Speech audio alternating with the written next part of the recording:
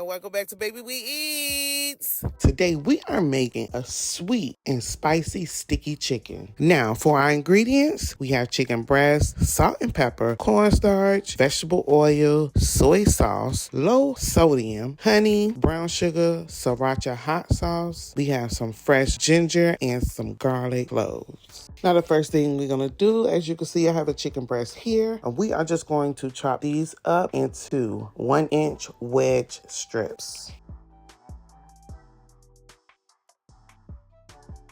Here I'm going to season up my chicken strips on both sides with a little bit of salt and pepper.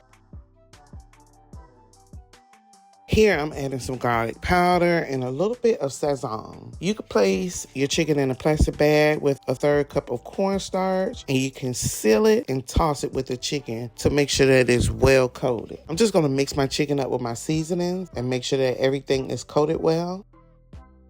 Here I'm pouring in about a 1/3 cup of cornstarch.